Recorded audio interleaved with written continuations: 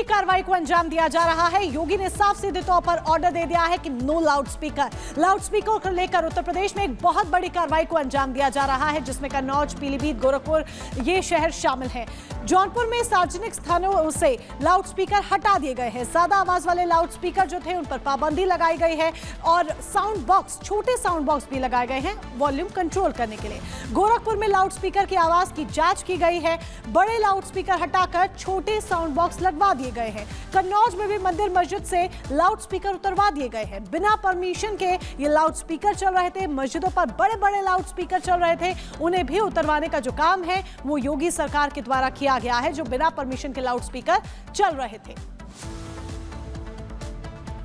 और इसी खबर पर प्रयागराज से हमारी सहयोगी पुनीता हमारे साथ जुड़ गई हैं। पुनीता, जिस तरीके से उत्तर प्रदेश के अलग अलग जिलों की बात करें तो योगी सरकार का एक बड़ा और कड़ा निर्देश है कि जो बड़े बड़े साउंड बॉक्स थे, ये स्पीकर थे, उन्हें हटाकर छोटे साउंड बॉक्स लगाए गए हैं और कोई भेदभाव नहीं, चाहे फिर वो नमाज की बात करें या पूजा अर्चना की बात करें, सब धीमी आवाज में होंगे।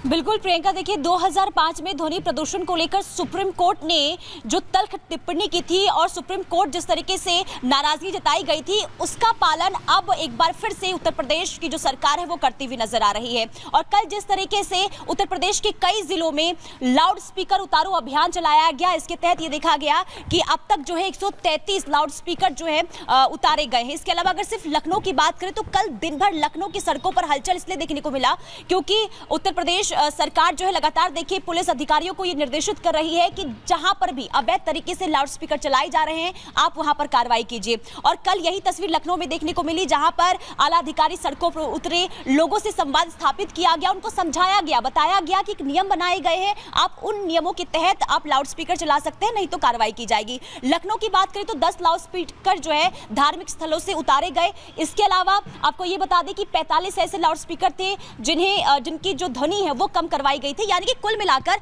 उत्तर प्रदेश की सरकार जो एक बार फिर से सख्त नजर आ रही है। इसके अलावा ना सिर्फ लखनऊ की बल्कि कई ऐसे जिले हैं, गोरखपुर की बात कर ले, पीलीभीत की बात कर ले, जौनपुर की बात करें, यहां पर भी सख्त कार्रवाई की गई है। कुल मिलाकर देखिए जो अवैध तरीके से लाउड स्पीकर चलाए जा रहे हैं उसे लेकर एक बार फिर से उत्तर प्रदेश की सरकार जो है वो तल्ख तेवर जो है इनका देखने को मिल रहा है। साफ तौर पर यह कह दिया गया है कि जहां पर भी यानी कि नियमों को ताक पर रखा जाएगा और लाउड स्पीकर को यानी कि अवैध तरीके से बिना परमिशन के चलाया जाएगा तो कार्रवाई होगी। और यही बिल्कुल कार्रवाई होगी और कार्रवाई होते हुए नजर भी आ रही है। योगी सरकार एक्शन मोड में नजर आ रही है अवैध लाउड स्पीकर्स पर। बहुत बहुत शुक्रिया पुनीता जानकारी देने के लिए। बड़ी खबर इसी बीच आपको बता दें, ईडी की तरफ से छापेमारी की गई, 13 करोड़ कैश जब्त किया गया है। आपको इस वक्त जानकारी दे रहे हैं, ईडी ने कल भी कई राज्यों में छापा मारा था और आज भी ईडी की छापेमारी लगातार जारी है। 13 करोड़ कैश जब्त किया गया, बरामद किया है। मालेगांव मनी लॉन्ड्रिंग केस में ईडी की छापेमारी। मुंबई, अहमदाबाद में ईडी ने 7 ठिकानों पर छापेमारी की है। महाराष्ट्र चुनाव के दौरान वोट जिहाद के लिए हवाला रैकेट के आरोप लगे थे, जिसके बाद ईडी ने छापेमारी की थी।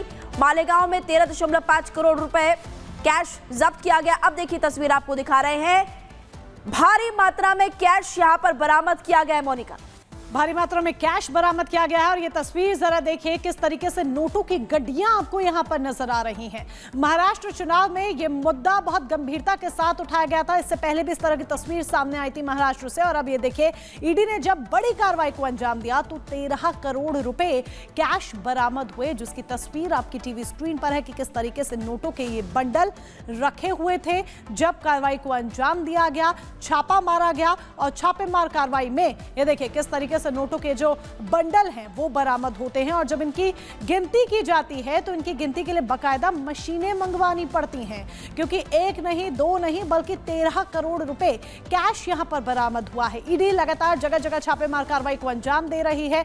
अहमदाबाद टू मुंबई 7 जगहों पर छापेमार कार्रवाई को अंजाम दिया गया है। मालेगांव की तस्वीर आपके सामने है। 13.5 करोड़ रुपए कैश जब्त किया गया है। वोट जिहाद वाले नोट जरा देख लीजिए इस तस्वीर के माध्यम से। और चलिए अब अगली खबर आपको बताएंगे, वार्ता या आंदोलन का नया रास्ता। ये खबर किसानों से जुड़ी हुई।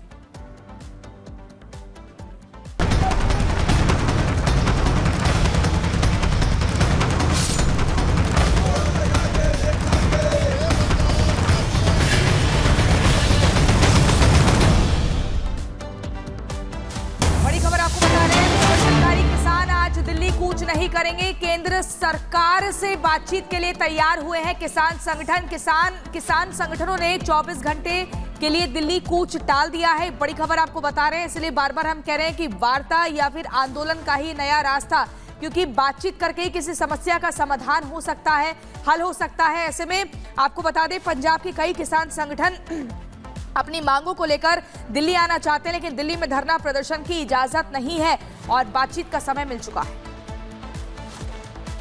सभी सरकारों में समस्याएं हैं। अब पंजाब वाले बोले तो पंजाब की सरकार के से भी लोग खुश नहीं हैं। अब तो ऐसा हो गया, अभी पंजाब हरियाणा में एमएसपी कहते हम देते, एमएसपी से नीचे फसलें बिक रही हैं, जो धान और गेहूं की समस्या भी आ गई है। तो यही सबसे बड़ी बात है जो हम पैदा करते हैं, पूरे देश दुनिया के लोगों को बोलना चाहते हैं भी हमारी समस्या क्या है।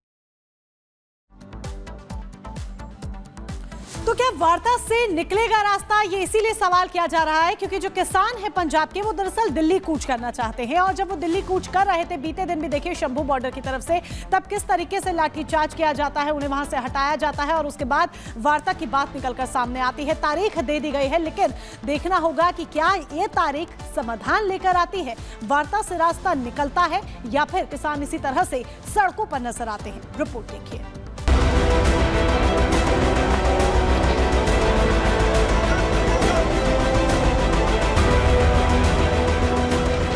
शंभू बॉर्डर से ऐसी ही तस्वीरें देखने को मिली। बवाल झड़प की तस्वीरें ये किसान आंदोलन की है। शंभू बॉर्डर के जरिए किसान दिल्ली कूच करना चाहते थे। किसानों से पुलिस ने लौट जाने की अपील की, मगर दिल्ली जाने की जिद पर अड़े किसान सुनने को तैयार नहीं थे। हरियाणा में से निकलने के लिए भी परमिशन चाहिए। आपके पास अम्बाड़ा के अंदर धारा 163 में चलने के लिए परमिशन चाहिए। अम्बाड़ा के अंदर धारा 163 बीएनएस लगी हुई है। इस तरफ बिल्कुल शांतमय ढंग से मार्च कर रहे हैं। अब देखते हैं हमके गोले फेंके जाते हैं, क्या फेंके जाते हैं, वो दिल्ली का काम है। किसानों ने पुलिस बैरिकेड तोड़ दिए, कटीले तार उखाड़ दिए, जबरन रास्ता बनाने की कोशिश करने लगे। हालात बेकाबू होता देख मजबूरन पुलिस ने आंसू गैस छोड़े, जिस वजह से शंभू बॉर्डर पर काफी तनाव रहा। किसानों को प्रदर्शन कर अपनी बात रखने का पूरा हक है, लेकिन इसी प्रदर्शन की आड़ में कुछ सियासी दल अपनी दाल पकाते हुए दिखाई दिए। मायावती के भतीजे आकाश आनंद किसानों से मिलने दलित प्रेरणा स्थल पहुंच गए।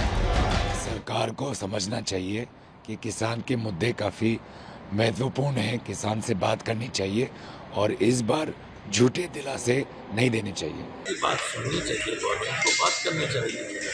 किसान आंदोलन करने के लिए विवश क्यों हो रहे हैं? गवर्नमेंट को चाहिए कि अपना कृषि मंत्री और कुछ और मंत्रिमंडल के समूह के कुछ लोगों से, उनके नेताओं से बात करें और समस्या का समाधान निकालें। किसान के साथ झूठे वादे होते हैं। एमएसपी पर कानूनी गारंटी किसान चाहता है, वो उसको मिलती नहीं है। बार बार शोर आप चाहे कितना बजा, प्रधानमंत्री जी घोषणाएं करते रहे,